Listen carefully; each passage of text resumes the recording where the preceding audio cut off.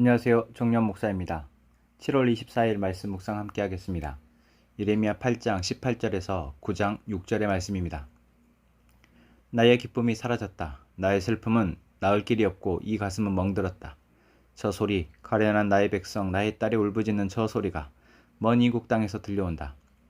백성이 울부짖는다. 이제 주님께서는 시온을 떠나셨단 말인가?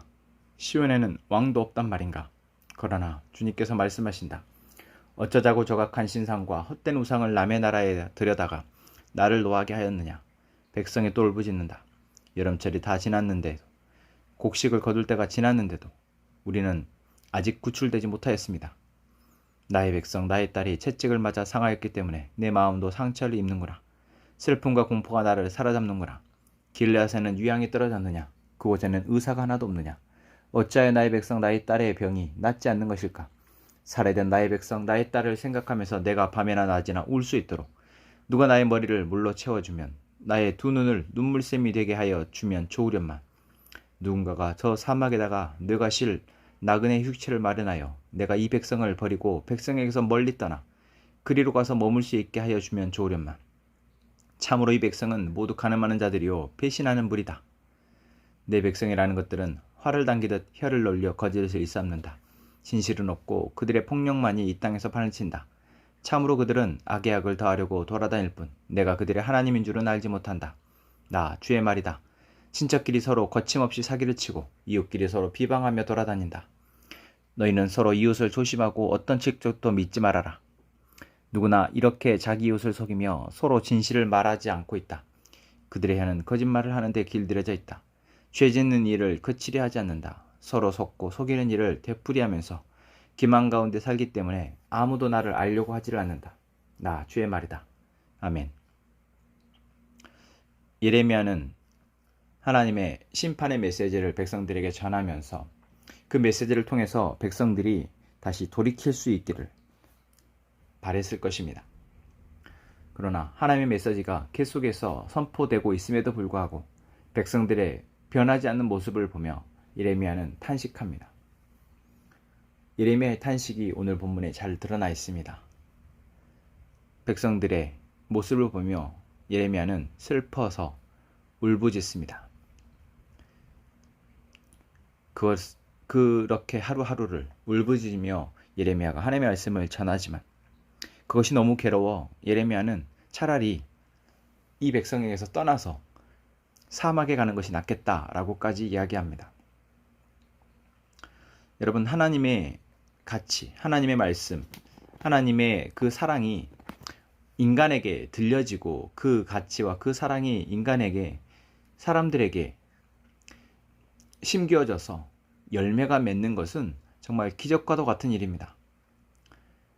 사람은 끊임없이 하나님보다도 자기 자신을 사랑하고 자기 자신을 사랑하며 알 수 없는 신들을 자꾸만 찾고 그 신들을 통해서 자기의 삶을 의탁하려 합니다. 정말 어리석지 않습니까? 분명히 보여주시고 말씀하시는 하나님 있음에도 불구하고 왜 인간은, 왜 사람들은 이 이스라엘 백성들과 같이 끊임없이 하나님을 배역하며 하나님을 알려 하지 않고 자기의 힘으로 자기의 욕망에 사로잡혀서 살아가려 하는 것일까요? 그러한 사람들이 오늘 우리입니다.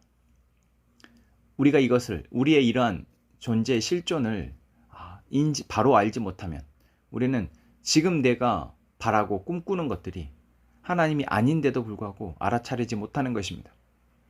하나님이 우리를 오늘 사랑하셔서 이 말씀을 하신다라고 여러분 믿읍시다. 하나님이 오늘 이 아픈 이야기를 우리에게 들려주시며 우리로 하여금 하나님의 다시 하나님께로 돌아갈 수 있도록 은혜를 베풀고 계시는 것입니다. 하나님 우리를 사랑하시기 때문에 말씀하시는 것입니다. 그리고 그 하나님의 사랑을 알고 있는 하나님의 말씀을 부여받아 그 말씀을 전하는 자, 예레미야와 같은 그러한 선지자들은 그 하나님의 사랑의 마음이 우리에게서 계속해서 사라지지 않기를 또한 기도해야 할 것입니다. 예레미야가 오늘 이렇게 고백하는 것은 예레미야에게 백성을 향한 그 사랑이 식어지지 않았기 때문이었습니다. 백성들이 끊임없이 배역하고 돌이키지 않음에도 불구하고 예레미야는 자기 민족을 사랑하여 끝까지 그들에게 하나님의 메시지를 전합니다. 오늘 우리에게도 이러한 예레미야와 같은 마음이 있기를 원합니다.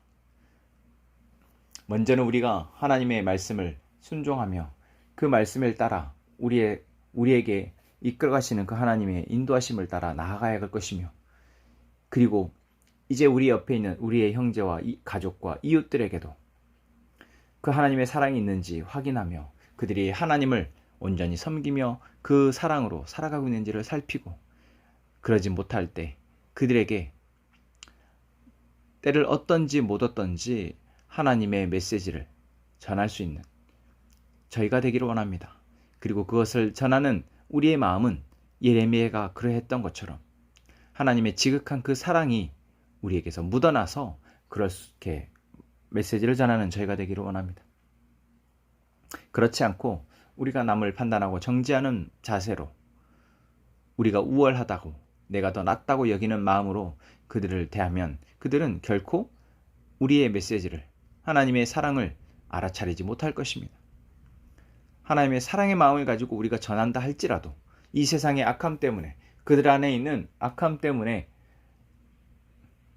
하나님께로 돌이키는 것이 너무나 어려운 것이 지금 현실인데, 우리가 그 사랑마저도 잊어버린다면, 그 사랑의 마음마저도 우리에게서 없이 우리가 무미건조하게 또는 감정 없이 또한 사랑의 마음 없이 그들에게 하나님의 사랑을 전하게 된다면 결코 그들은 그 사랑을 받아들일 수 없는 것입니다. 오늘 예레미야가 가슴 아프게 탄식하며 이렇게 고백하지만 이 고백의 그 마음 중심에는 백성을 향한 사랑이 있다라는 것 우리가 잊지 않고, 오늘 또 비록 힘겹겠지만 우리가 그들을 바라보고 그들에게 사랑하는 것이 참 쉽지 않지만, 하나님의 사랑의 메시지를 전하는 것이 쉽지 않지만 그것들을 포기하지 않는 저희가 되었으면 좋겠습니다. 그것을 위해서 함께 기도합시다. 하나님, 오늘 우리에게 말씀하시니 감사합니다. 하나님이 예레미야를 통해서 백성들에게 하나님의 메시지를 전할 때 그 백성들은 돌이키지 않았습니다. 끝까지 돌이키지 않고 하나님 앞에 패역하여 그들의 그 죄의 값을 받게 됩니다. 그 모습을 지켜보는 예레미야가 탄식하였고, 그 탄식의 상황이 오늘 이 시대 우리에게도 동일하게 펼쳐지고 있음을 또한 봅니다. 주님, 저희에게 예레미야와 같이 하나님의 음성을 잘 듣고 분별하여 오늘 우리에게 맡겨진 사명을 잘 살아내는 저희가 되게 하여 주옵소서. 예레미야와 같이 오늘 우리에게 말씀하게 하시는 것, 전하게 하시는 것들을 잘 전하는 저희가 되게 하여 주옵소서. 그것을 전함에 있어서 사랑의 마음을 가지고 사랑으로 행할 수 있는 저희가 되게 하여 주옵소서. 그렇게 하실 것을 믿고 예수님의 이름으로 기도합니다. 아멘.